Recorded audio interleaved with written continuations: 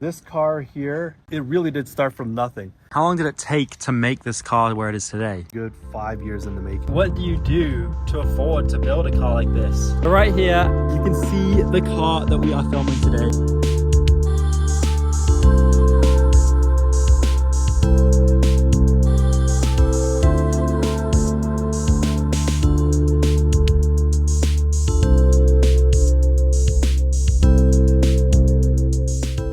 And the owner right here, you want to introduce yourself? Hi, I'm Xavier. This is my 2000 S430 Mercedes. This car here, interesting story about it is, it really did start from nothing. I acquired it through multiple trades. So I first actually had a set of wheels and I traded for a BMW 3 Series. Did a couple of little things to fix that car up and eventually traded that car up for this one here. It didn't look like this when I first got it. It was quite rusty. Yeah, not the greatest of conditions, but it was also a winter car. So kind of used it for a few years, let it rust out even more.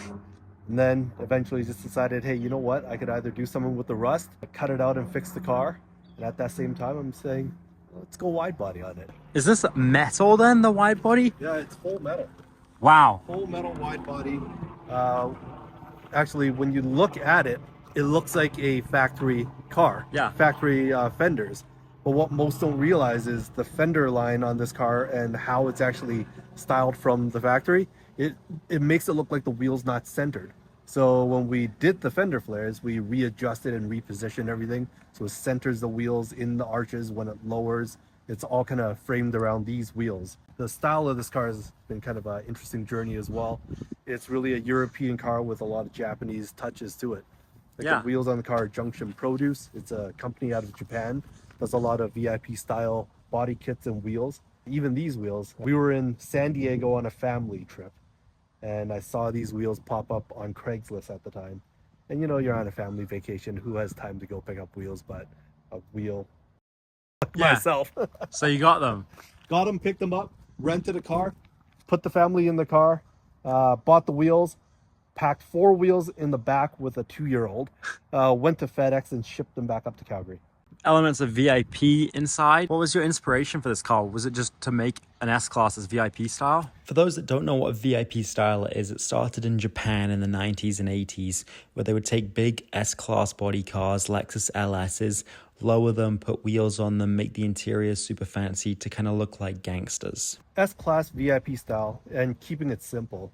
I think VIP is a very broad term for these cars nowadays. I kind of go back to the roots of what it was, which is being a car that stands out but not too much. Did you get a lot of reactions driving around town in this? It does. I get a lot of people giving me a thumbs up, which is nice.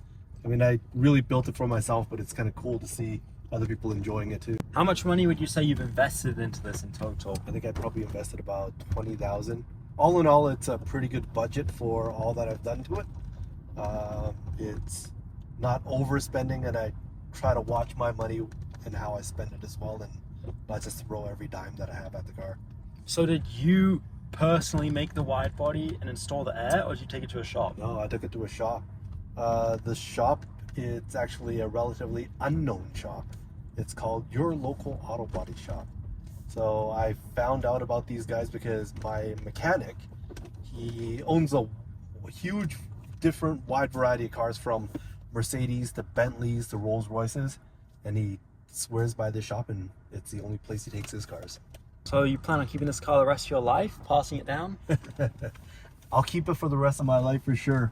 Passing it down, he's young now, but we'll see how he drives when he grows up. So if he doesn't drive good, you're not going to give it to him? No, he's not going to touch any of my cars. You'd rather sell them? I would rather him take a bus.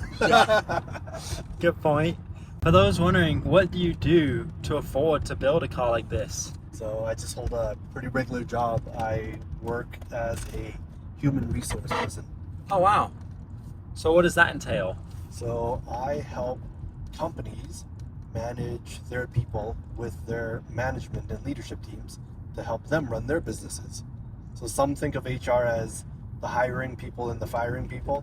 No, it's a lot more than that. It's really getting the most out of your people and treating them with the utmost respect and keeping them engaged at the workplace.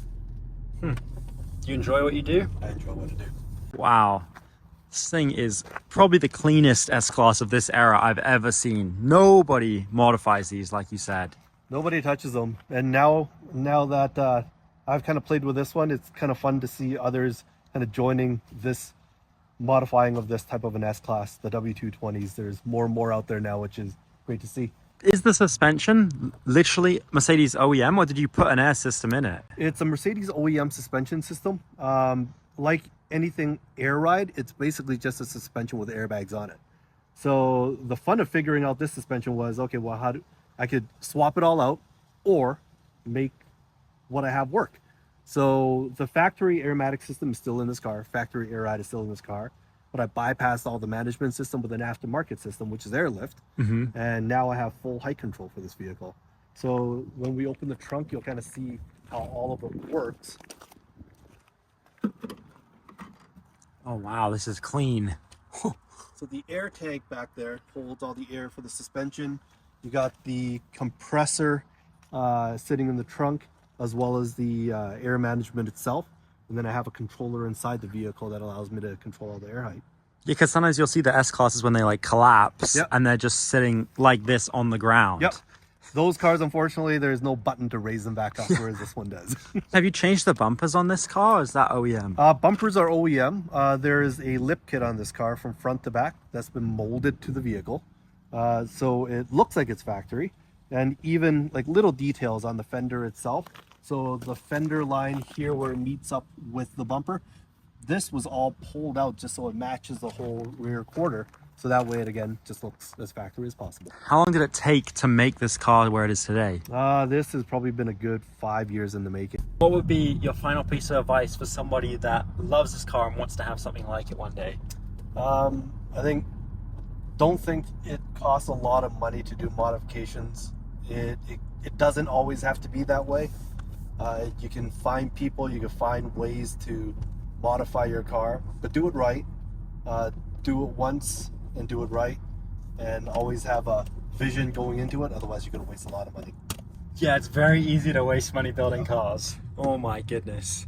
Well, thank you so much for showing me your beautiful, one-of-a-kind S-Class. I really haven't seen another build like it in North America. Hey, thank you for coming out and taking a look and spending the time and chatting with me too. And if they want to follow you, what's your Instagram? It is Mr. Xavier. It's Mr.